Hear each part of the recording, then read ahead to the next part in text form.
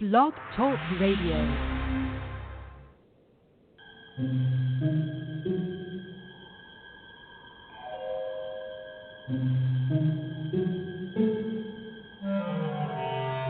Archangels, ghosts, and Bigfoot, oh my. It's just another night for Supernatural Girls. Real stories, real answers to life's biggest supernatural mysteries. And now for another exciting interview with paranormal experts from this world and others. Here's your host, paranormal researcher Patricia Baker, on the one, the only Supernatural Girls.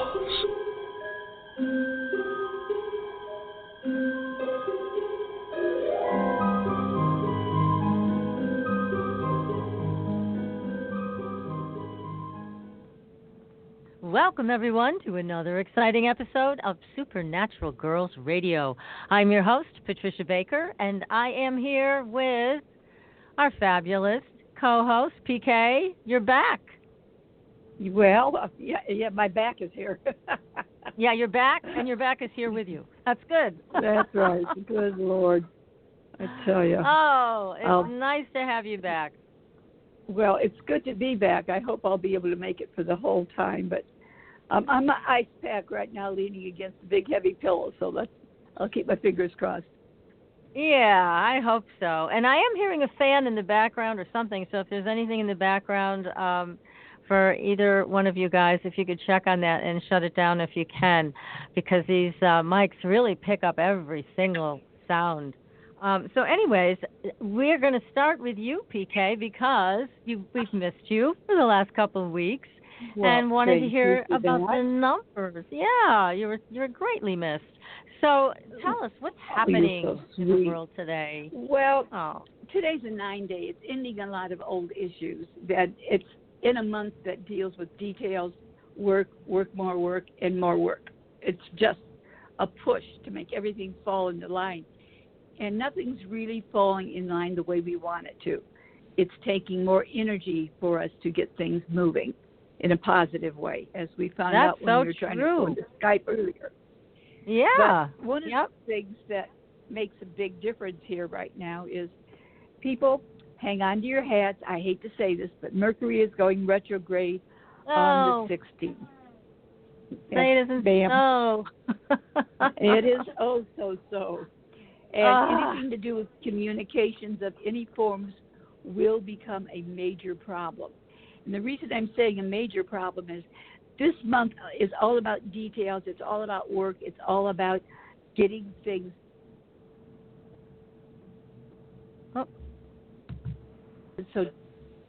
So difficult has to do with the fact that we can't deal with this when the retrograde's going to demand so much of us, and we don't have the abilities to make these things work.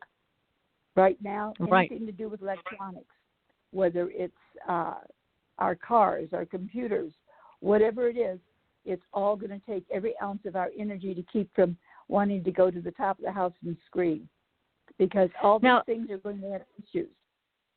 How long does Mercury retrograde last this time? To the first week of December, I believe it is. Okay. I'll so put it's more not... information out. No, it's about 3 weeks.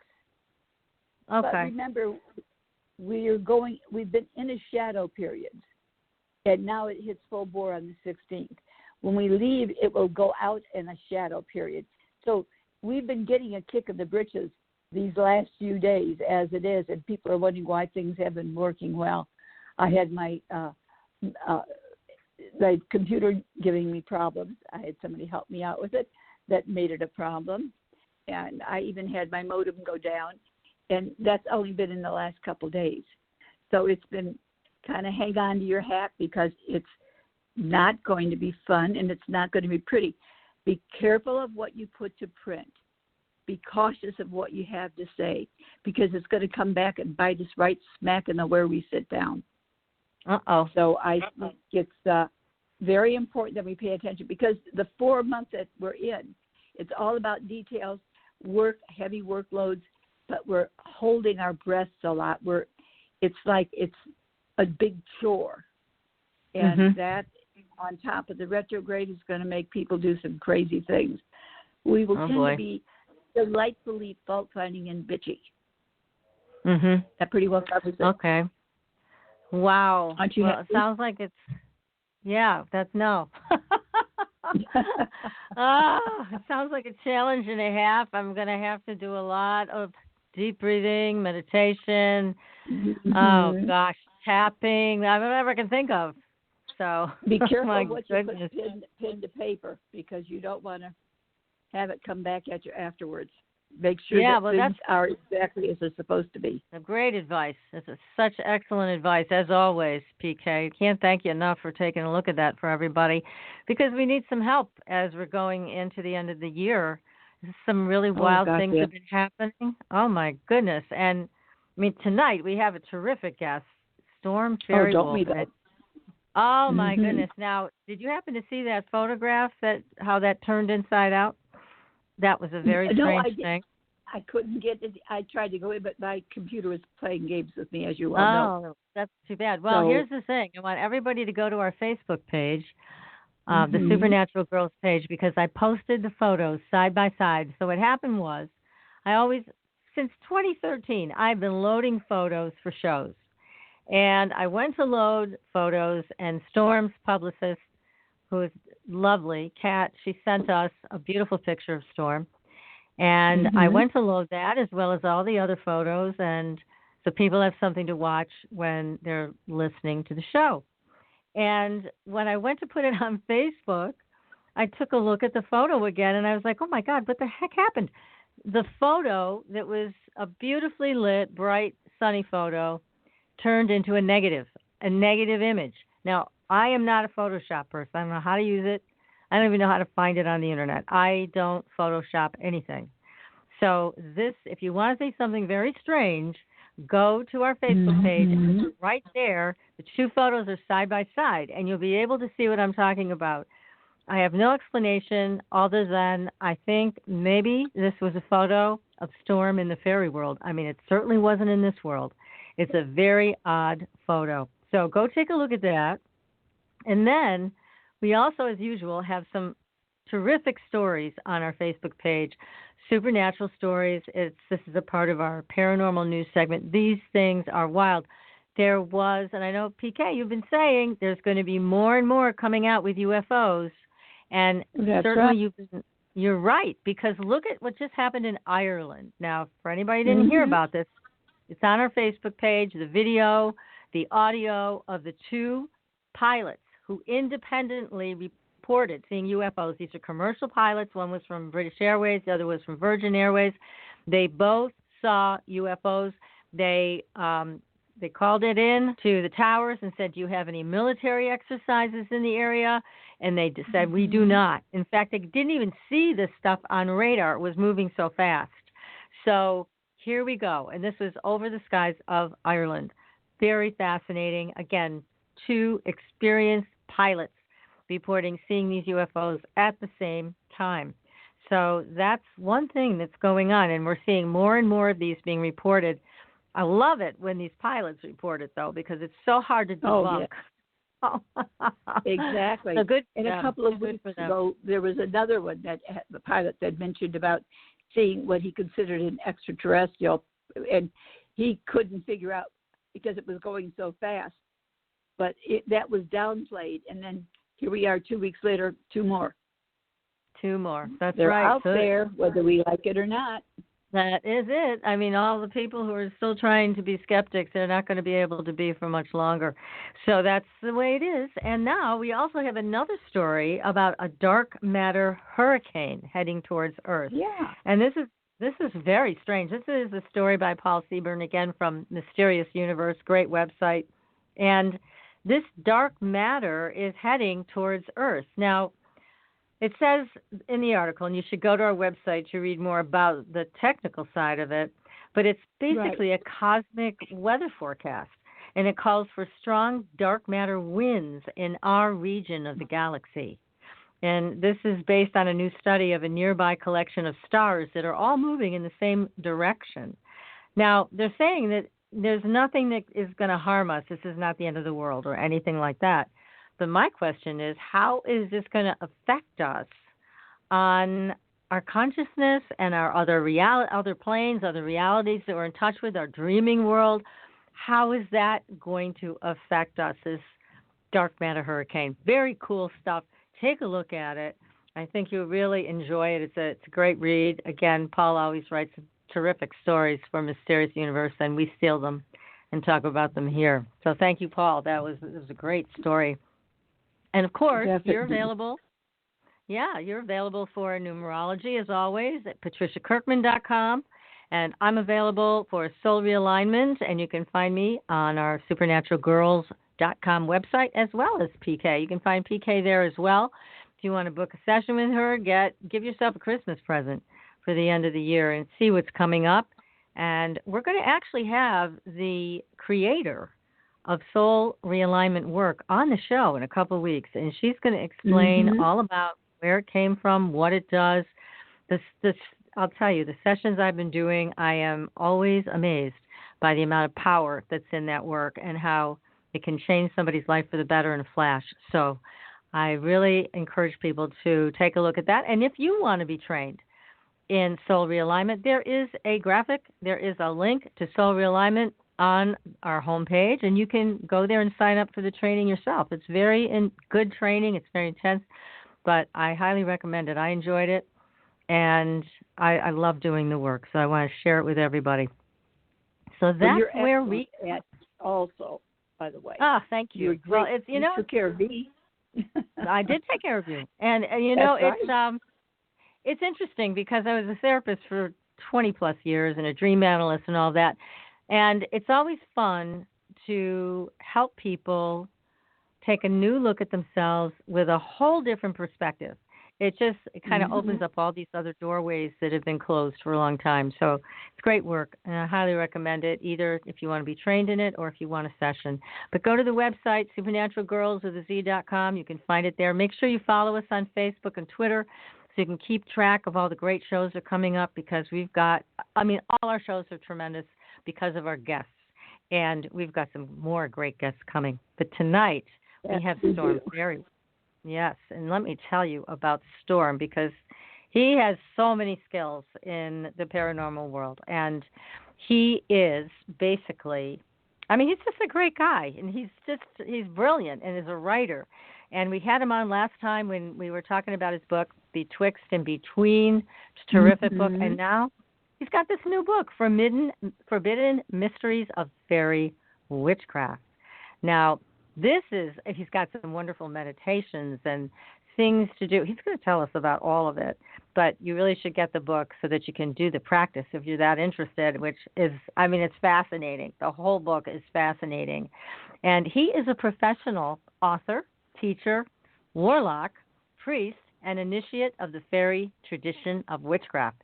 He holds the black wand of a master, and he's the founder of the Blue Rose lineage of fairy.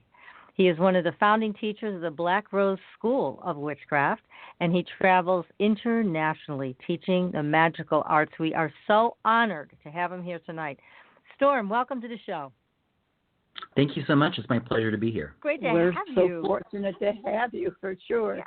Oh my Thank gosh. you very much. Now, for people that don't know about you, might not have been introduced to your books yet, tell us about how you got into all of this. Well, I have always been drawn to specifically witchcraft all of my life, and I probably mentioned this last time when I was here. Again, thank you for having me back. But when I was little, I probably was more inspired by episodes of Bewitched than anything else. But that really kind of just got me started, right? I really kind of just drew me towards the craft, and as I got older, I would study every book I could get a hold of. When I was in my late teens, I would find groups of people, and I started training in different traditions, eventually finding someone in the fairy tradition and training for several years and earning my initiation there. But it was just something that just really called to me on a soul level. I've just always believed in magic. I've just always believed that we're all connected, and that God or goddess is actually manifest in nature, and that we're all a part of that. And those are generally foundational principles of the neo-pagan movement. So it just sort of went hand in hand. I just kind of feel like I was just kind of led where I was supposed to go. That's wonderful. Now, did you have support from your family in taking this path? I mean, I certainly do now. Early on, I did keep that a secret. I did. I formally dedicated myself to witchcraft when I was 14, and that was in a ritual of my own design, and I just kind of went with the flow. But I knew better than to mention it, to my mother, who I was living with at the time, and she is an ex-Catholic. And so she kind of had a lot of that kind of fear, about things like tarot cards and Ouija boards and like all that stuff.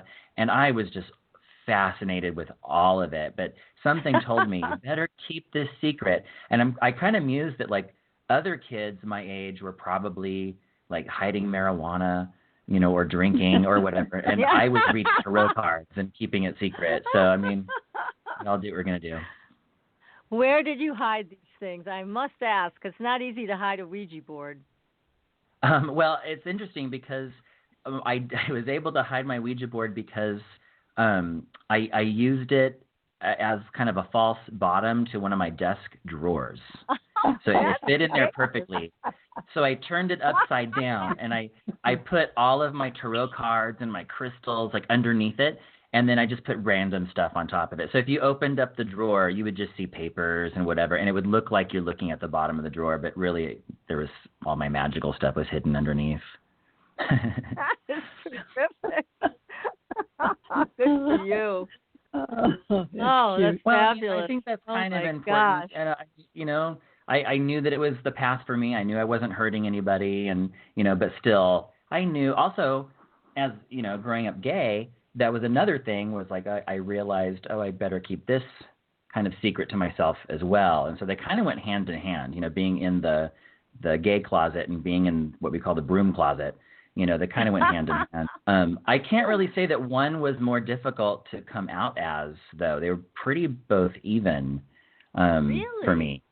Really? Yeah, because, especially back then, I used to wear a pentacle. And I can't begin to tell you how many times people would look at the pentacle and they would either think, oh, my goodness, he worships Satan, or they would say, oh, I didn't know you were Jewish. And I was like, I didn't know you couldn't count. A pentacle has 5. You're thinking of the Star of David, that's 6, but okay. Oh, Lord. But, yeah, just kind of ridiculous. But, people now are much, especially where I live in the San Francisco Bay Area, so people are much more accepting nowadays than they used to be. Yes. There's been some progress. Sure. Yes, that's a good thing. Wow, good for you, Storm. I just love the way you have embraced what you love and your own path, and you've accepted yourself, it sounds like, from long ago, but you just knew this is not the time to share it with everybody. So it's very wise of you at a young age. Well, maybe, but it's also, I will admit it's also fear-based. And, I was afraid that I wouldn't be accepted and, Sure. But we have to understand that fear isn't always a bad thing. Sometimes fear is telling us to be safe and to be careful. It's when fear paralyzes you from doing the right thing, then it's a problem. But I hear a lot of people demonizing fear in the spiritual movements. And I want to say, no, we shouldn't demonize fear, because, if we demonize it, we're actually giving it so much more power over us.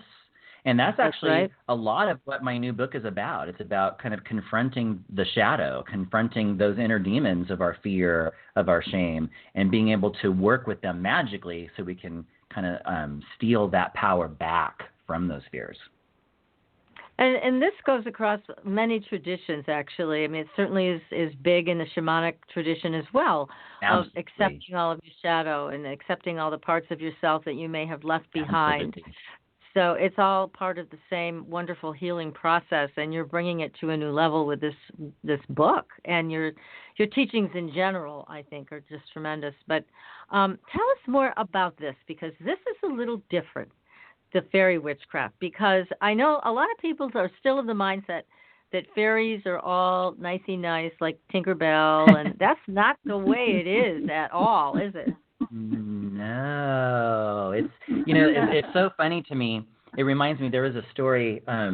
This woman had come into my shop. I along with my two partners, I own a shop, a metaphysical store in Walnut Creek, California, called the Mystic Dream. And this woman had come in, and we were talking about witchcraft and spells and, all the good things. And she wanted to know, oh, well, what tradition are you from? And I said, oh, I'm an initiate of the fairy tradition. And she just lit up, and she said, oh, I love fairies and unicorns, too. And my heart sunk. As I thought, oh, honey, this is not what we're talking about. I'm not talking about the cute little sprightly fairies that are like granting little kids wishes and telling you to believe in yourself. That's great and that's awesome. And I'm not even going to say that there aren't some fairy beings like that, because there are. But the vast majority of what we would call the fairy beings probably want nothing to do with us, based on our behavior, based on how we've really been ruining the ecosystem. And they really are much more intimately tied up with the processes of nature, and so I think they're rightly angry, about that. And some of them are quite antagonistic. If you look at the folklore, we're talking ancient folklore of fairy encounters, the vast majority of the stories about them, and especially the magic around them, is really magic about how to protect yourself and your family from them. They were dangerous. They would kidnap you. They could kidnap or torture you or kill you. And so there's a lot of strange, very dangerous, ideas, around, the fairies. Now, if you also, I would say, look at some of the newer type of stories, instead of being classified as fairy stories, we hear things about alien abductions, and how strange those are. They seem to be otherworldly. And it's my opinion that really we're probably talking about the same type of encounter. It's a interdimensional, perhaps, encounter. I always say that it's encountering, quote, the weird, and so I think that a fairy abduction and an alien abduction are probably along the same lines. We just have a more modern language now. We think in technological terms, and so we tend to, I think, project that, onto the encounter. I am, of course, not saying that's exactly what's happening, because I don't know. It's the weird, it's mysterious. But there's a lot of similarities, and so it really, at the very least, warrants a second look. Well, it is, because there are so many beings from other dimensions that are coming in and out of our reality, and certainly people have had experiences with, you name it. I mean, whether it's Mothman or fairies or alien. I mean, there's so many different things, and we are very, very ignorant overall. I mean, not you, because you've studied all this, you've had your own experiences, but as a culture, we tend to be ignorant to these things and then be shocked by an encounter that might happen. So it does seem to be happening quite often, but in different ways. Like you said, it's not all alien, it's not all fairies. There's many things going on out there. But you've been able to have a lot of encounters here, and we've certainly heard about fairy abductions. It's kind of scary. And we've heard about one, and I think it was where was it, PK? Was it in Iceland? There was I think it was. Somebody, I think she went missing, and she was gone for months, and then they finally found her on these rocks, and she had escaped, and she was out of her mind. I mean, she was like a blithering idiot, and she was some type of an archaeologist. Remember that? I did hear something about that. I forgot all about it. Yeah, it's a very fascinating encounter, but there was not much follow-up, so the poor woman, I'm sure, had to have a lot of treatment to recover if she did. So. Yeah, right? Yeah. Yeah, that sounds really scary. I mean, I want to say I've never had any encounter like that. I've had some scary encounters. I've had many more good encounters, thankfully. And I've had some very just weird, but nothing on that level. I've never felt like I was literally abducted or, brought to the edge of my sanity with it. So I'm going to count my blessings there, I suppose. Yes, I would say so. But I would say also, just in terms of how I'm using the term, fairy, and in my first book, Betwixt and Between, I talk about how the term fairy really originally didn't mean a specific race of people or even a realm. It basically just meant all things of magic and enchantment. And so I do tend to use the word fairy more in that way. And so to me, whether it's an alien abduction or maybe we're even having a haunting with a ghost, to me it's all fairy. It's all a fairy encounter because it's all the weird. We can't really explain it with our rational mind, and so it's fairy. And another thing about the fairy is that it also has that eeriness to it. There's a sense of just that it's weird. Your mind can't wrap all the way around it because it's not rational. It can't be contained in the rational. And as human beings in our Western society, we're so accustomed to trying to explain everything through the language of the ego. And it's just so woefully not able, to contain all of that because reality is so much bigger than just what rationality can encapsulate. It makes a big difference how we handle things. Absolutely. Absolutely.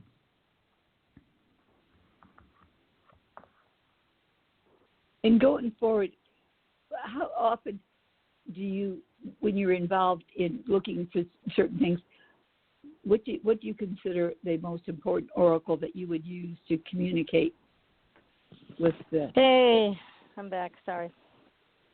Right. The most important oracle. Well, for many years, I've used tarot cards. That tends to be what I tend to go back to, time and again.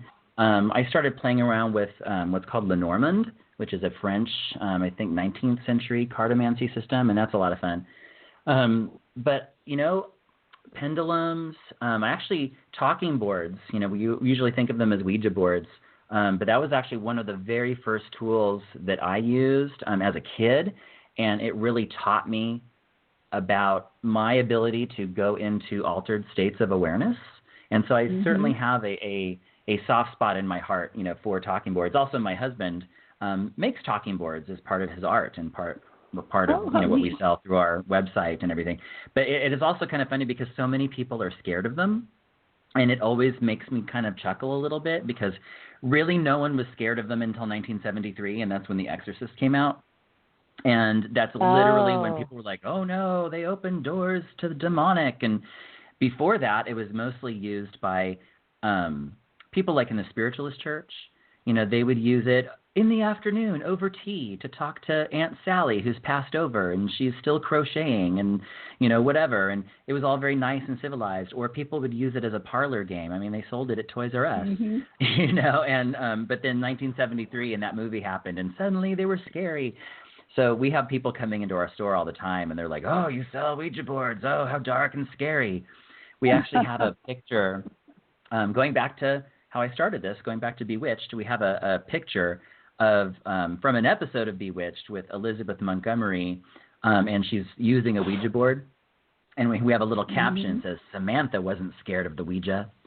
And, and people tend to get a kick out of that. But I absolutely love them. And I will say that the talking boards or spirit boards, it's really not unlike using a pendulum.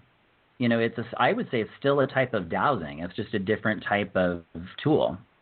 So hopefully I can kind of strip away some of the fear today that some of the listeners might have about talking boards, because it's actually a fabulous tool. Well, it sounds like, too, in the past, as you mentioned, in the 70s, this became evil. But there's been so many people that we've had on the show that have also continued that and said, oh, no, we should use Ouija boards, And it's like, well, it seems to be a kind of a communal thought. But I'm glad to hear you say this because I was never afraid of them either. I'm sure, PK, you weren't. And so it's nice to hear that your husband is making such beautiful Ouija boards. And can you buy them on your site? Oh yeah, absolutely. In fact, he just he just started a new line. We just got a laser etcher machine. It's like the size of a small car, and it's like out in our garage. And he's out there. Gosh. He's out there etching things. Not right now because we're recording, so he had to turn that off. But then I'm sure as soon as we're done, he's gonna. Okay. Yep, that's what it was. He's out there lasering things, every lasers. But I would say for the people that are, I would say that for the people who are scared, of using the Ouija board, there's no reason why you would need to start. If you're afraid of it, if you have bad feelings about it, then just choose another tool. It's as simple as that. Use a pendulum or use something else. But if you are open to it, if it doesn't scare you, then it's actually a really powerful tool to use. And what I noticed is at first I would start knowing where the planchette was going to go. I'd start to think of the letters, and I wasn't making it happen, or at least I didn't feel like I was making it happen, but I would know right before it would happen. And then at some point I felt like I didn't even need the board anymore. I was just getting some messages coming directly through. And that's really what it's about. The tools to some degree are a crutch. They're like training wheels, right? And then hopefully we can get to a point we don't necessarily need them. Although they're always still fun. I still love my pendulum now and again, Sure. And I don't use the talking boards as often as I used to, So in answer to your question in this long roundabout way, what oracles do I use now? Honestly, just whatever I feel inspired to in the moment. When I have a session with a client and they want to get some insight on something, I might have a few different things that I might just draw from at random. I have a bone and curio throwing set that I will use sometimes, and like I mentioned, the tarot cards, and and then sometimes I don't use any tool at all. I just try to tune in and talk to my guides and see what comes through. Interesting way of handling everything. That is. Well, it makes it fun, and then I don't have to get locked in anything. That's right. You have a choice. I just wanted to let you guys know what happened. I had connected, I guess, through Skype, and Mercury retrograde shadow period must have knocked me off. So, anyway, I was going to say we started the whole thing. We started the whole thing talking about Mercury retrograde. I thought, here it comes. And here we are. It's gonna hit. Jump up. Mercury will have his due. What did you say, Storm? Mercury will have his due. That's right. Definitely. That's right. Can't stop him. And we get to pay the price. That's right. We're all gonna, as soon as this is done, we're all gonna go and make our offerings, right? That's right. We are gonna offer big. Yes. So, one of the things I wanted to ask you about is the guided meditations that you go through in the book to allow people to connect up with the fairy realm. But again, you are cautioning people in the book. You're saying, hey, you have to do this and know there's some responsibility here. You can't just do this as a lark. Do you want to talk a little bit about that? Well, yeah, I think that like with anything that's real, we have to have presence of mind. And if we're trying to establish a relationship, this isn't just a hobby. We're trying to actually establish a working relationship with a different type of consciousness. And so my philosophy is that we would approach that as we would any other sentient being. So if I'm striking up a friendship with another human, I know that that's going to take some time and experience, and I'm going to have to listen, and I'm going to have to show up, and I'm going to have to build on that relationship. And the same is true when we're working with any type of spirits and, fairy, deity, or spirits of the dead. In fact, there's actually a lot of crossover. There's some blurring between all three of those. And, I just think it's important that people go into it with their eyes open, because once we start that relationship, there usually is some expected reciprocity. If I make offerings not because I'm asking for something in particular, but I'm making offerings because I want to deepen my conscious connection, to them.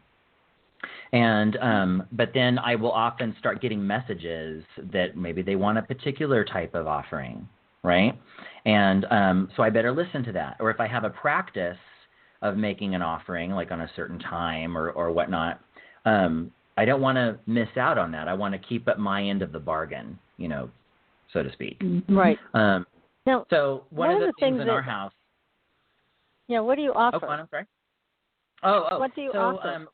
One of the things that I offer often is whiskey, because that's like a simple, traditional offering. It's almost like, to some degree, can be considered a starter offering to the Fae. Another traditional starter offering would be milk and honey. And so often when people are talking about wanting to start a relationship with the Fae, I'll recommend, starting, making regular offerings of milk and honey. And then usually you'll get an image of what else they want. Maybe they don't want milk and honey anymore. And like I said, mine usually like whiskey. And maybe that's also because I'm mostly Irish, so it's probably in my blood. But I feel like they like whiskey. On nights that we're having vodka, I'll give them vodka, and I just have the sense that, like, they'll take the vodka, but they really like the whiskey better, And I'm equal opportunity. I'll drink whatever, But so I'll give them a little bit of whatever we're having. And we have there's an altar. It's not so little anymore. It keeps growing. But we have this altar in our home, kind of in a prominent place. And there's peacock feathers, because that's something from our fairy tradition. And there's a lot of just bright colored things. And that's where we place our food offerings. And so this Halloween, which is often called Samhain, we placed an offering of whiskey, but also heavy cream, because it just felt like a special thing. And sometimes we'll, if we're having like a special meal, we'll take part of the meal and offer them a little bit of that, because it's about, I think, more important than the physical offering itself. I think it's about the act of giving. It's a type of sacrifice. I'm giving up something that could be mine, maybe in most cases, this valuable and expensive whiskey, and I'm going to give them a shot of this whiskey. I could be drinking that myself, but I'm giving it to them. And again, I'm not asking for anything specific when I'm doing that. I'm not asking for any favors. I'm simply doing it because that's how I hold up my end of the bargain, of keeping the doorway of communication open between my realm of consciousness and what we call the fairy realm. And so if I was specific with them, I might ask them for something, but as a general offering, I'm not going to be asking for anything. I'm just giving it to you out of the goodness of my heart. So when you give something like that, let's go back to the milk and honey, which sounds wonderful as a gift. How long do you leave it on the altar? Is that something you leave only for one day or one night? I mean, what's the time frame on this? Yeah, I generally only leave things unless it's whiskey. Like whiskey can stay there a little bit longer, but you have to be practical, because I don't want to draw ants. That doesn't seem like that's a good. That doesn't seem like that's a good offering anymore. Now, if it's outside, we also have a place outside that we'll make offerings. And in that case, I feel like that's okay to leave it longer, and then the wildlife can come and take it. And I feel like that's also nature claiming it. So if the ants come and get it outside, that's fine. If the mice come by or the blue jays come by and they come and get it, that's fine. I kind of feel like that's just nature taking the offering, because that's outside. That's how outside works.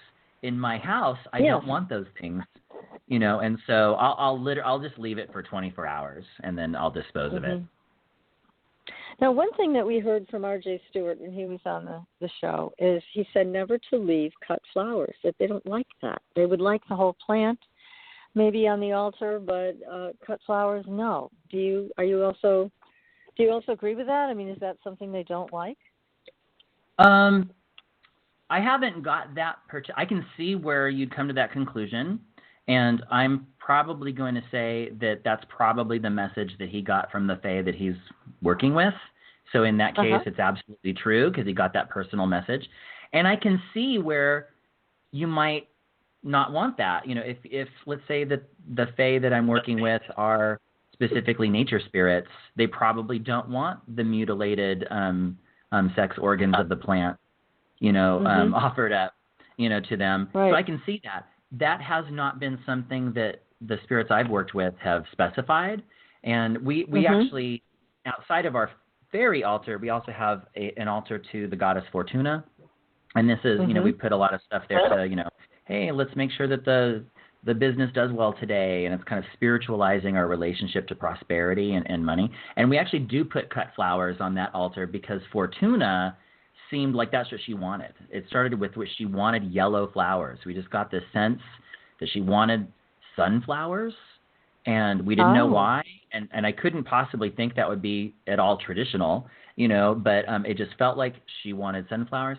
And we noticed whenever we got her sunflowers, the store would do better. And so it was just a relationship that now we've done it for years. And now she gets more, but there's always sunflowers in there. There's always some sunflowers in there somewhere. And then there's other things too, because we wanted to give her some more color and all this stuff. But whenever we replace the flowers, it seems like we get an influx of business. And so it's working for us, but this is where I think it becomes very specific. The spirits are going to tell you what they want and what they don't want. And come to think of it, on my fairy altar, I've never gotten the experience where they've told me they wanted cut flowers. So maybe RJ is right in that regard. I'm sure he's right. I mean, he's a brilliant man and he knows what he's talking about. So, but yeah, I just have not had that particular experience. But I also think that sometimes spirits will tell us different things because they want to make sure that we're actually listening to them. And we're not just, assuming that we know, or we're going to listen to our friend instead. They're going to say, no, I want you to do this. And that's how we make a personal relationship with those spirits, is just being open to that personal communication. Well, that makes sense. And as you said, the fairies are different. They're not all the same. They're not Tinkerbells. They're not this way or that way. They're like us in some ways in that they are different. And so we have to respect that and ask what they want, and it makes perfect sense. What you're saying, yes. Yeah, they're just as diverse as we are. Actually, probably I'd say more so.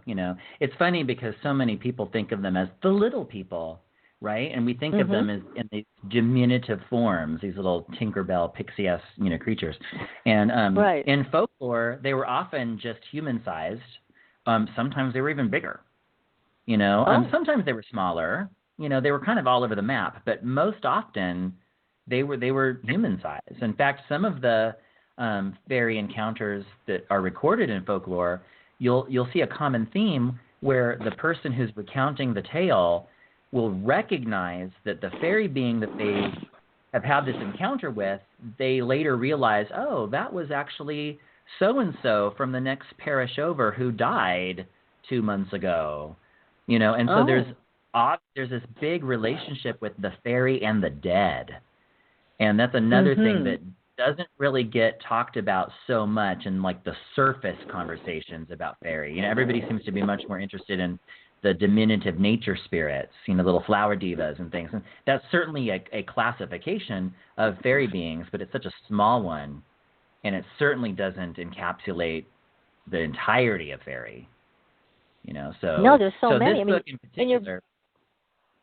You talk about in your book too. It's okay. I just wanted to mention the what is it? Will o' the Wisp. You talk about that in your book, and there's what was it? The Keltons. Is that another one that people wanted protection from? What are they? The Will o' the Wisp and the red caps. Oh, and the red caps are probably the worst.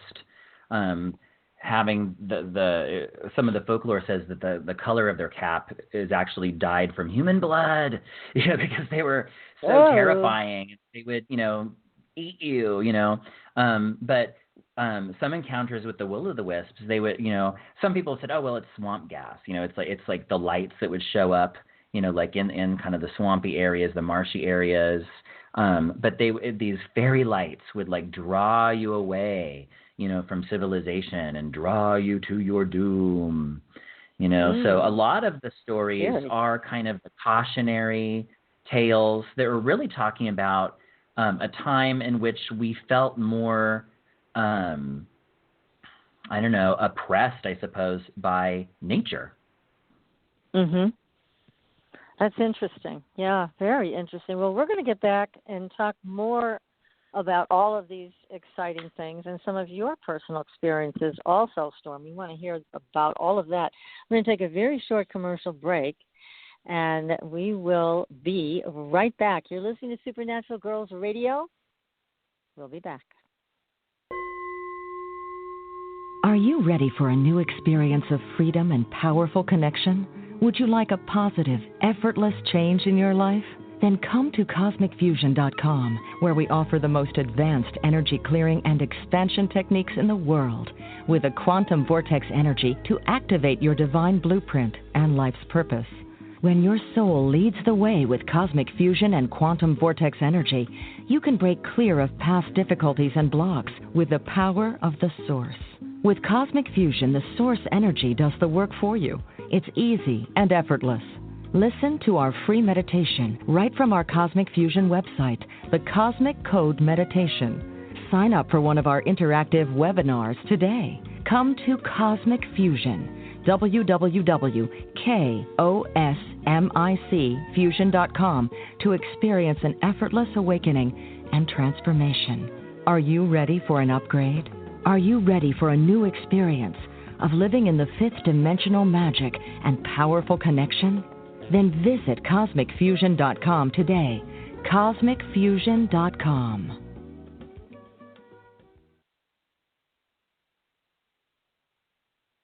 Your property tax bill. Have you seen it lately? It's frightening. Your property taxes are going up while your home value is going down. It's time to fight back and win. For the real truth about the property tax system, get attorney Pat Quintilian's book, Are You Getting Screwed on Your Property Taxes? How to Find Out and How to Fix It. Attorney Quintilian answers all your questions and gives you the facts you need to fight a property tax bill that is spiraling out of control. You'll also read about what happens to property owners who don't check their property records, only to find out too late they're taxed on square footage, fixtures, and even buildings that they don't own. Is this happening to you? Learn your rights. Buy attorney Pat Quintilian's book today. Are You Getting Screwed on Your Property Taxes? How to Find Out and How to Fix It. Available on Amazon.com. Astridian is a family of cosmetic products with 98% pure ionized minerals. We combine our science with a blend of essential oils to nourish and take care of your skin's health. How does it work?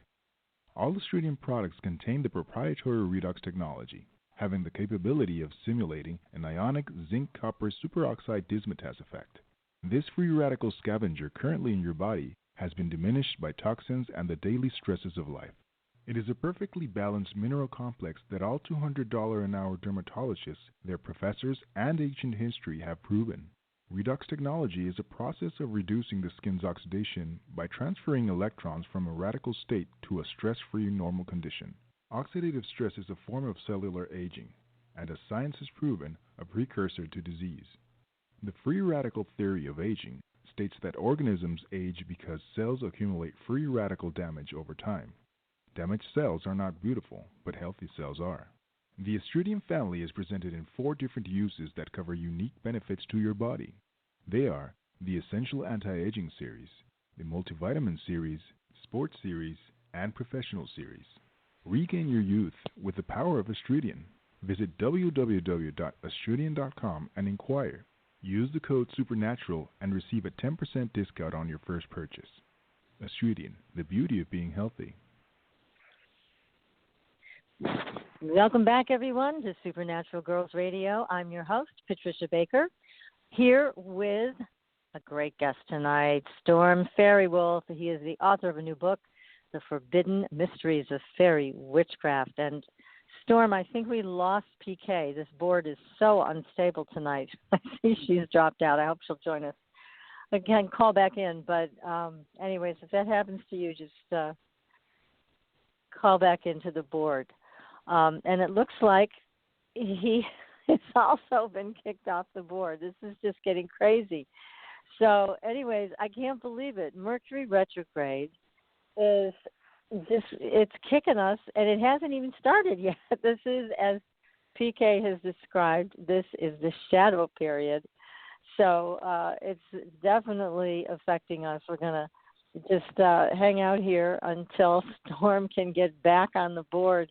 But it's for some reason it's terribly unstable tonight. And Storm's in California where they're having all of those horrible fires. So he was saying before we got live on the air here that the fires are thankfully not affecting his area where he is. However, the smoke is. He said it's terrible. They had to go out and buy masks today, and that they were told that the air quality is worse than it is in Beijing. So that's pretty bad. So luckily the fire is not threatening their store, their home, but the smoke is something that they're dealing with. So anyways, his book is excellent. Again, it's The Forbidden Mysteries of Faery Witchcraft with all kinds of guided meditations and information about witchcraft and how that combines itself with the fairy. So I'm going to try to get him back on the air, everybody. So just hang tight, and I'll be right back.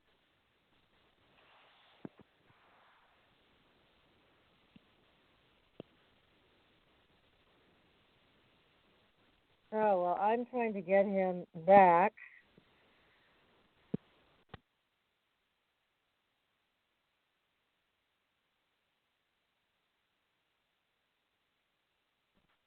So let's see if I can get him in a different way.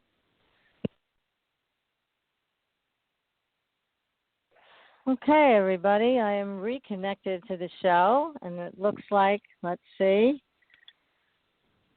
Okay, Hello. This is getting more and more weird. Are we in the land of the weird together, or what?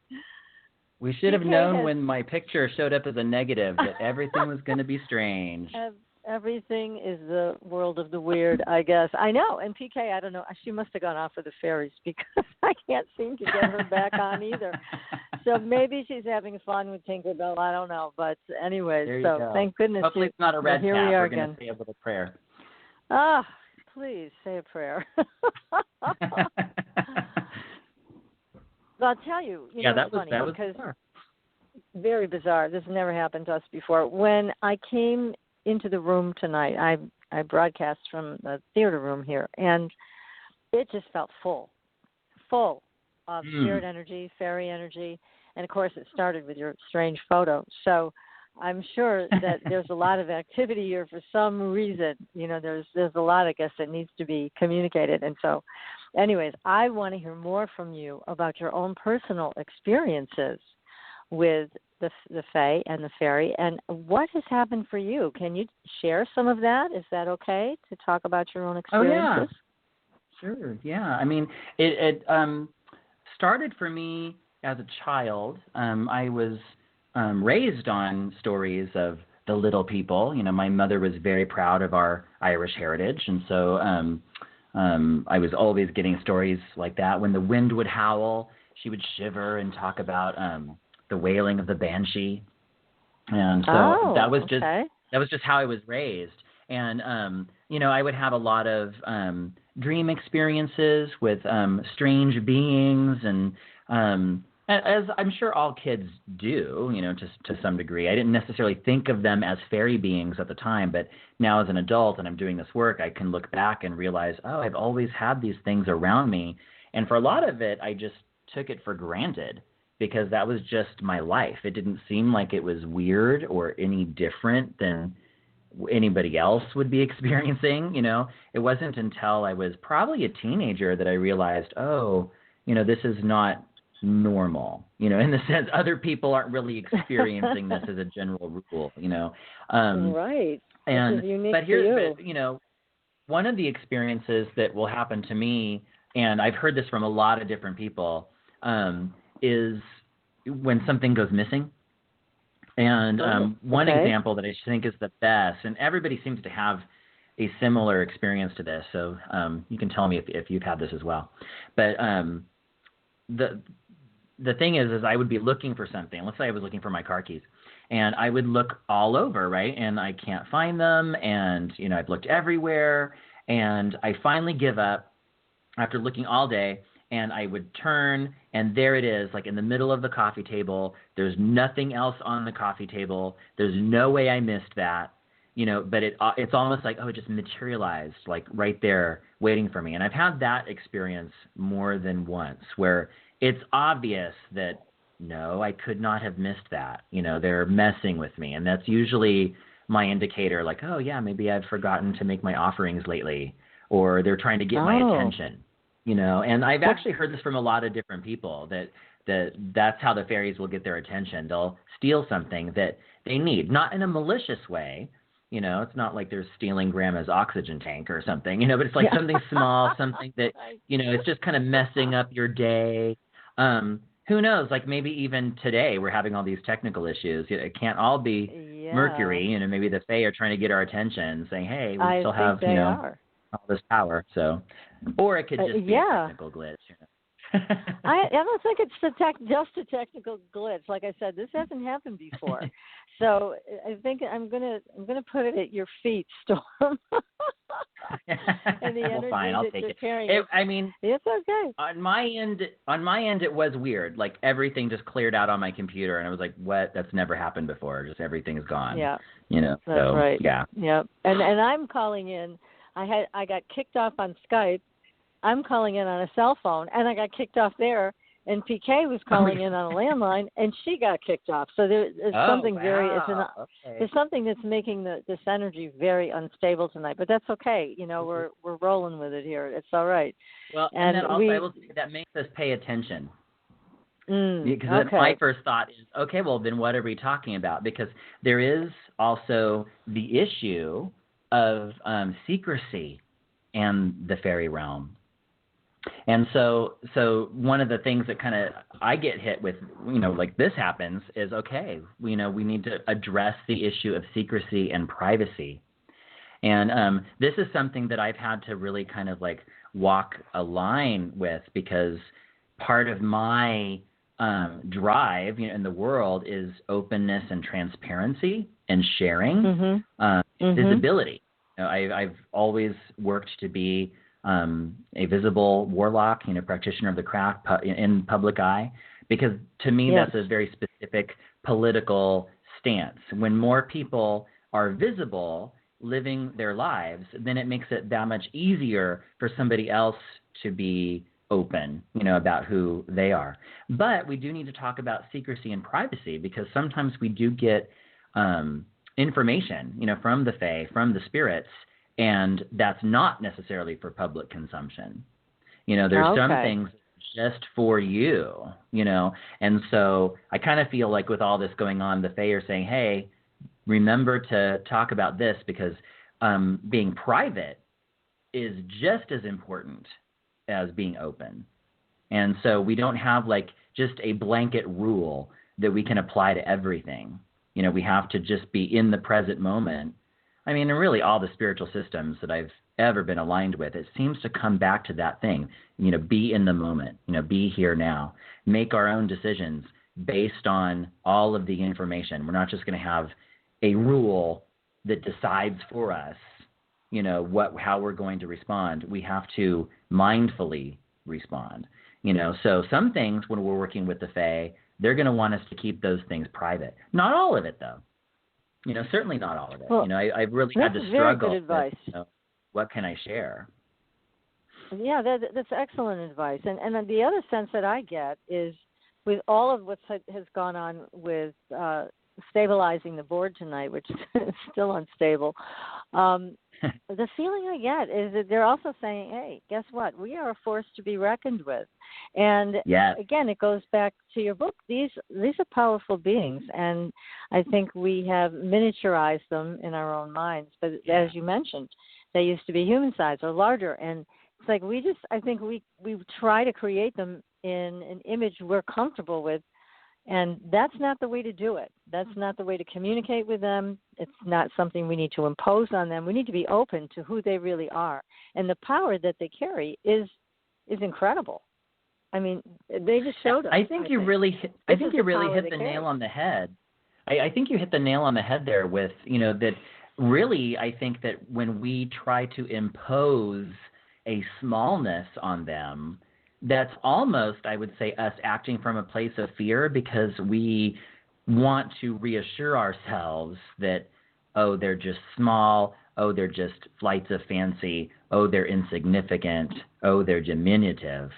And I think that there's still something that speaks to our primal soul. I think we know on a deep level, that that's not really true, but it's kind of like, what is it, whistling past the graveyard?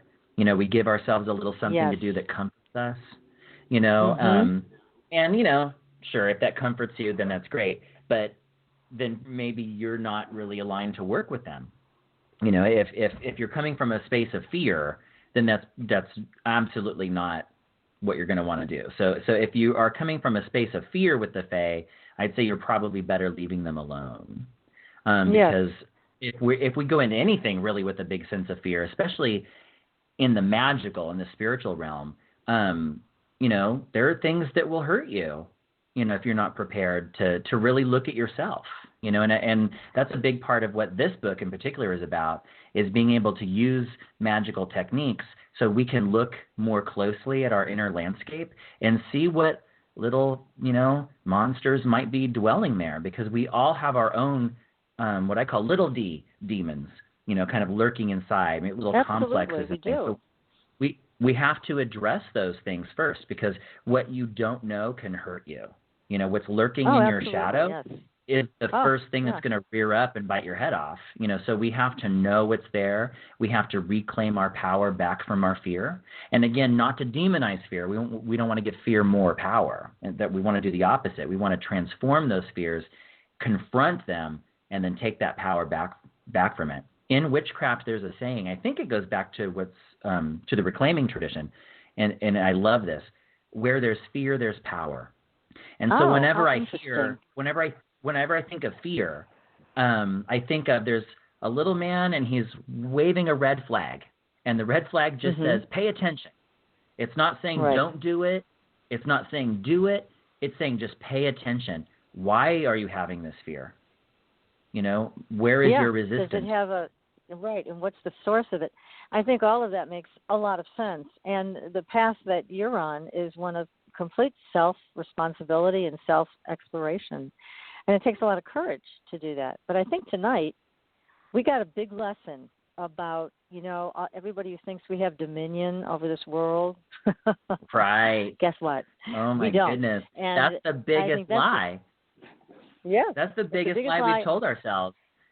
You know, we were talking a little bit earlier about, I live in California, and so right now we're dealing with a lot of fires, you know, and, you know, a fire is a huge force of nature, you know, and it's so big. You know, we think, oh, we have it down, you know, we have our reality, or whatever.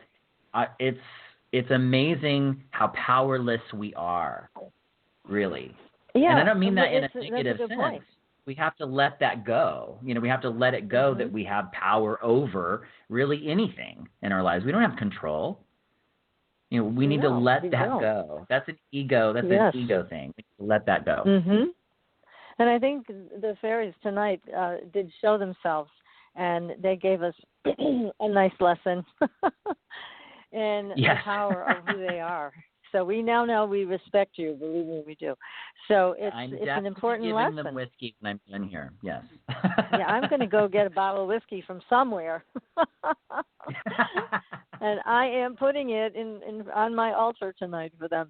Yes, they deserve to be recognized for how powerful they are and what they know and how they move through the different dimensions, which we are just not even in infancy about yet. I mean, we just we have a lot to learn about that. But they have mastered many, many things that are far beyond our consciousness. So they deserve our utmost respect. Now, have you ever encountered anything in the Fae world or a fairy that was so imposing or so scary to you that you had to back up a little bit? When I was going through my fairy witchcraft training, and there was a good chunk of that training that was specifically about confronting fears and your inner demons and such. But I actually did have a very shocking visual experience where I had walked into my bedroom at the time, and the lights were off, and I was totally sober, totally awake. I wasn't dreaming, but I walked into the room and saw, just for an instant, there was like what I perceived to be a demonic face, just in the air, right in front of me, and it said something to me that was kind of personal and went away. And I was very shocked, and I was just immediately filled with a sense of almost terror. like my body was starting to shake, and it was just very visceral. And it said something kind of specific to me that was personal. And so, I used that as a point of meditation. Okay, well, obviously I have all this fear. So it started this process for me personally to kind of trace that back. Well, where is this coming from? What was this? What did this actually mean? And it actually ended up being a positive experience for me, because it kind of led me down the road of being able to examine some of these fears that I didn't even know that I had, until they manifested as this very weird, frightening experience. Obnoxious demon, yeah, right. And I've had a few things like that where I've met like a spirit where it actually scared me in the moment, but then in hindsight, I felt like it was actually one of the most powerful and positive spiritual experiences that I could have had, because it did help me on my path of my own growth. And really, that's all we can really hope for. Yeah, and what you just shared with our audience and me tonight is so helpful, because what you're saying is you have the experience, you feel the fear, you start shaking in your own body, and yet you took it to the next level of going, okay, where did this come from? That's a perfect way, in my opinion, to handle fear. You learn so much from it that way, and it does empower you. And the things that you've written in the book are all to help people with that. And, one thing I wanted to suggest to you, too, because as I was reading through some of the guided meditations and things that you had, I was thinking it would be so nice to hear your voice and just talking people through that. I would love that. I hope you'll do that sometime. Whether you do a book on tape or just do that. Yeah, I'm actually in the process of doing just that. I did record a bunch of meditations for our Black Rose Witchcraft online school. And so, and if people are interested in that, they can just go to blackrosewitchcraft.com. And it's a quote-unquote 13-month online course, and it's $25 a month. And but the lessons are given as written material, PDF, there's some art, and also MP3s. Some of it is kind of podcast discussion stuff, kind of like what we're doing now. And then other things are actual guided rituals and guided meditations that I've recorded. And that's kind of inspired me to kind of go beyond the Black Rose class with that. So I'm actually in the process of recording some other meditations and some standalone classes, because people keep asking me for exactly what you're asking me for. So I feel like it's time for me to do it.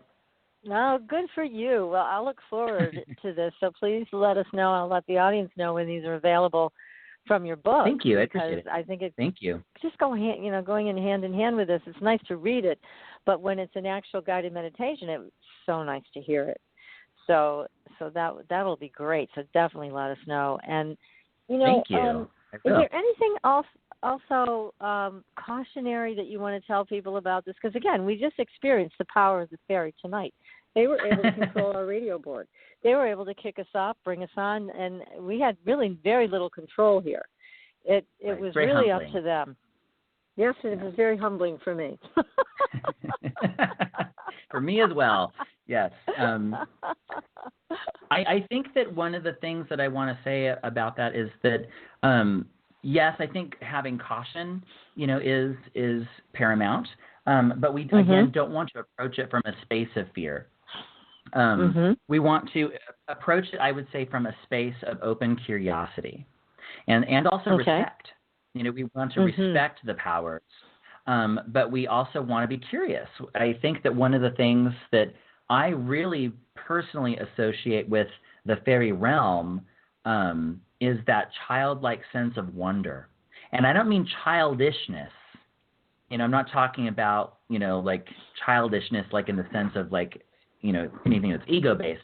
I'm talking about that sense of starry-eyed wonder that often children have and other free spirits, have. And I think that that's an important kind of place to come from when we're doing this work. We should be open and we should be open-hearted. I do think that compassion is probably the number one space. We really need to cultivate a sense of compassion within ourselves, and a sense of compassion first for ourselves, because if we don't have compassion for ourselves, then we're not capable of giving true compassion to any other being. That's true. So I think that that's kind of number one. But another thing is that I think that if people are interested in working with the fairy realm, I would highly recommend looking at folklore first and foremost, because there's all these wonderful stories, and they're not just stories. They give us kind of an initiatic pattern. In fact, I chose a couple really famous fairy stories for my book, two of the Scottish ballads, the Ballad of Thomas the Rhymer and the Ballad of Tam Lin. And both of those are very famous because they give a very detailed account of interacting with the fairy realm, and specifically a being that's often referred to as the Queen of Faery. And I chose these two encounters for my book because they both give a very different view of the fairy queen. In Thomas the Rhymer, the fairy queen is a mostly benevolent figure, while in Tam Lin, she's kind of anything but. And so it really kind of shows us that we're probably talking about the same fairy queen. I mean, we could argue that there's a lot of different fairy queens, but on some level, I think they all kind of blend together to some degree. And there's like the Uber queen, but that's a whole other discussion probably. But they give us kind of these different temperaments. But the stories themselves really talk about what we might do as human practitioners to align our consciousness in such a way to where we become attuned to their energy. And once we are attuned to their energy, then we can more safely work with them. So specifically, I would say with the Ballad of Thomas the Rhymer, there's the very specific kind of set of symbolic keys in which, there's the tree under which Thomas, falls asleep, and then he encounters the fairy queen, and then they go off on this very specific journey, and they travel beyond the rivers of blood and the river of tears, and some other very specific things, where she takes Thomas to the crossroads, and he sees 3 roads ahead of him, and one is this beautiful road that's filled with flowers and fruits, and that's revealed to be the road to hell. And then there's this other road that looks like a very difficult road. It's narrow, and it's full of rocks and crags, and it's kind of awful. And that's the road to heaven, the road to righteousness, though many don't take that road, she says. And then right in the middle of them both, there's this fine, bonny road, and that's the road to Faery. And so it's kind of shown that it's a place that is in between. And that's a theme that comes up when we're looking at the fairy stuff. And that's why I titled my first book on the subject, Betwixt and Between. It's all about that liminality. Thank you. It's neither here nor there. It's in between. It's never quite gone, and yet it's never quite here either. It's that foggy kind of mystery, because our rational mind can only take us so far.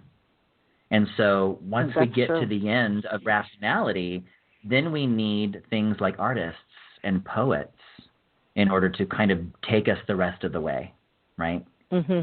Yes. Yeah, that's beautiful. I love that, and I love the way you share that story with all of us tonight.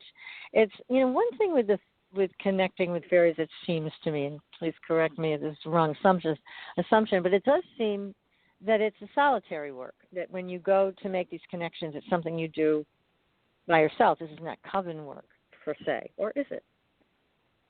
Well, I do think it's both. I think that a good witch, even if you're in a coven, then you go home, and then you're a solitary witch, right? So I think that a lot of the work that we do, and I'm in a few covens, and I will work in different capacities, but then I go home, and ultimately my work becomes solitary because I have to maintain my own connections. Somebody else can't do the work for me. Now in a coven, everybody might then have different skills, and so that makes it easier because then you don't have to master everything. Right. I don't have to be an excellent astral projector. Maybe somebody else in the coven, has that particular skill. And so that's what makes covens really useful. But on a base level, we all have to kind of get our foundational work in there on our own. And the way that I was originally taught fairy witchcraft tradition was that first and foremost, it was a solitary path. And then once we kind of got strong in ourselves, then through that strength, we could then reach out in a clean way to others and then form communities. And in the fairy witchcraft tradition, we've got a couple tools that I think speak directly to that. One is called the Iron Pentacle, and that's really a meditative device that helps us to kind of work out complexes within ourselves. And then once we've worked with that for a while, then usually we get introduced to the next tool, which is called the Pearl Pentacle. And this is really a meditative device on community.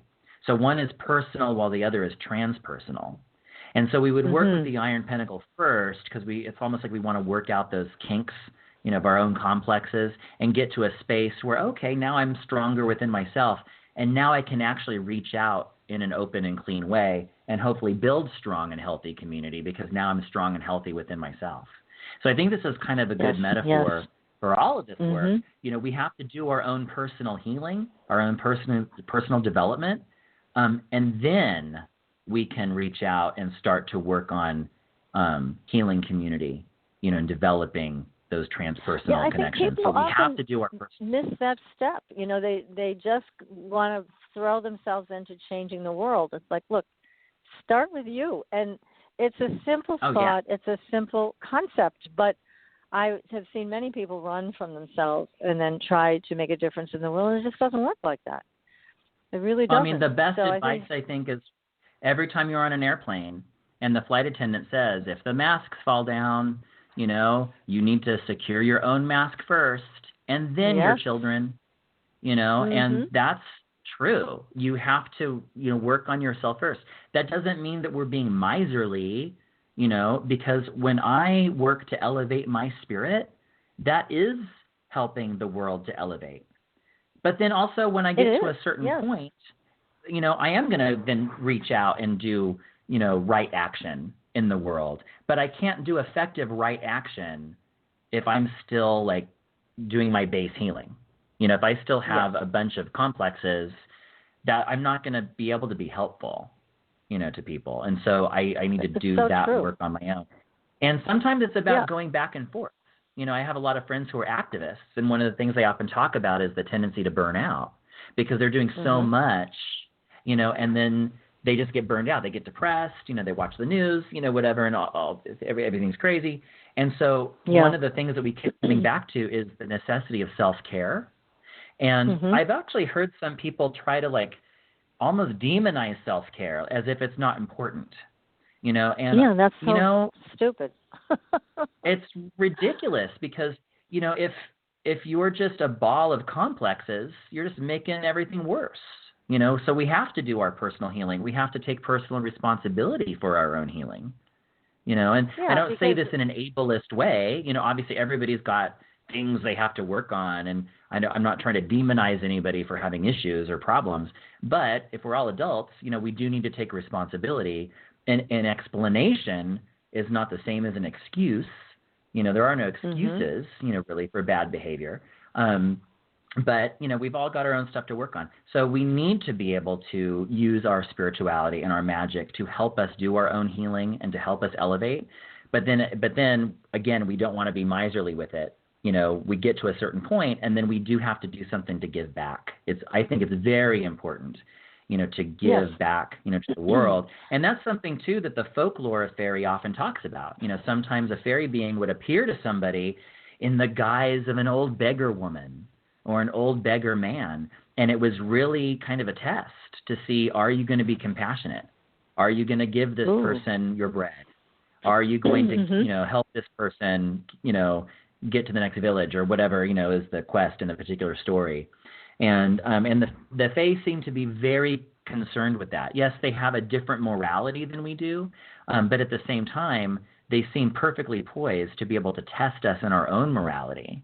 And if it's shown that we just, if we're too selfish, we don't have a good morality, then that's when we're at real risk of being, smited, smoten, struck down, by the Fae, So I often think of that too when I'm out in the world and I might see a homeless person, and it reminds me that, hey, this could be a fairy being, this could be, a spirit. But at the same time, that doesn't matter. It's just reminding me that, hey, at the basis of all of this is compassion and the realization that we are all connected. In fact, beyond being all connected, we're all one. Victor Anderson, the late founder of the Faery Witchcraft tradition, would often say, we are cells in the body of the goddess. And I think when we think about it in those terms, we recognize, I could be my own individual cell, and I've got my own life process, but we're all in this together. We're all part of a larger organism. And on one level, that larger organism is the planet. We are a part of the planet, just the same as the oceans are, just the same as the trees are, that the other non-human inhabitants are. We're all in this together. The ecosystem itself is an organism. And we could even take that further. The galaxy is a type of organism. The known universe, this really is the body of what we call the star goddess. So just by putting it in those poetic terms, we start to recognize not only the connection, but I think that through the realization of that connection, we recognize the inherent responsibility that comes along with that. Yes, there's definitely that, no question. And I have a question that somebody actually texted me. I'm going to go back to people that have been taken by Faery, and why. The question is why? Why would Faery want to take a human? Do you know? Well, I don't know. Why would any human want to take a human? They're not all nice. They're not all sane. They're not all sane by our standards. Maybe the person got close to something. Maybe the person did offend them in some way. They could be wrong place at the wrong time, so to speak, or right place, right time, depending on how the encounter goes, I suppose. I think there's a lot of different reasons, for that, probably just as many as regular abductions, in the world. Obviously I couldn't really answer that with specificity. Yeah, it's just an interesting question that they texted me, but I know that there was an old story about a man who did have contact with the Faery, and he would go and he knew where they lived. He would go, I guess, down into some cave system, and then he didn't come back. And I guess people had seen him standing outside this entrance to this cave system from, I don't know, and he should have been long dead, but he was still, they saw him. And there was something about him wanting somebody else to take his place so he could leave the fairy world and come back up here. So there's an interesting story around that, and I can't remember all the details, but it was a fascinating story of you can't leave the fairy world unless somebody else takes your place. So and I've heard stuff like that before too, and obviously there's different depending on there's different details to the different stories, but I have heard that as well, and even in the Ballad of Tam Lin, it wasn't so much that they had to replace the person, but there was a very specific way of getting this person out of the fairy realm. Another story involving the Reverend Robert Kirk. It's another very famous fairy story, fairy encounter. Same type of thing, where there was a very involved kind of ritual that people needed to perform in order to save him, from the fairy realm. And supposedly he did show up when he said it was going to happen, and the people had to do this very specific thing. But everyone was shocked, and so they didn't do it. And then he disappeared, and he's supposed to still be in the realm today. Wow, such a fascinating story. Oh my goodness. Now, Storm, how can people get a hold of you? What's the best way for people to reach out to you? Probably the best way is just on the web. You can check out my website at faerywolf.com. That's FAERYWOLF.com. I'm easy to find on Facebook. I'm on Twitter. I'm on Instagram. I do all the things. So pretty much if you Google Storm Faerywolf, you're going to find me. And I'm looking forward to hearing from people and seeing what people have to say. That's great. And I know you're in the Bay Area on the West Coast, but do you do classes via Skype, or can people connect with you that way also? Absolutely. I do a lot of classes over Skype. I do training in Blue Rose Faery, and I mostly do that over Skype. I also do travel. And, of course, our Black Rose Witchcraft School is all done online. So you can just actually, if you wanted to check that out, just go to blackrosewitchcraft.com, and you could sign up there. Our online school is the Mystic Dream Academy. And then we also have a brick-and-mortar store in Walnut Creek, California, called The Mystic Dream. And I also teach in-person classes out of there. I also offer Reiki sessions, Reiki attunements, private consultations. I also do magical candle work for people. I do custom sigils for people. So you can check all of that out either on themysticdream.com or at faerywolf.com. Oh, that's great. And, of course, we don't want to forget your new book, which is super, The Forbidden Mysteries of Fairy Witchcraft. It's a wonderful book, and there's just so much knowledge in there and so much to practice. So it's terrific. And, Storm, I can't thank you enough for being on the show tonight. It's been an absolute pleasure, despite all the challenges we had. It kind of made it even more fun, just getting you back on the air and just trying to say something to the fairy out of respect for them and the incredible power that they carry. They do put up with us. Let's face it. We're not the best, but we do try hard. Yes. Right. Indeed. Yeah. But anyways, thanks again. This has been terrific. Everybody, next week, we're going to have another terrific show. We're going to be talking to the author of Soul Dog. What happens when your dog or cat passes? We've got somebody that's going to come and tell us all about it. Don't miss it. And until then, everybody, we'll see you on the Blue Highway. Good night. Good night. Thank you. Thanks for listening. Tune in next week for another radio adventure with Supernatural.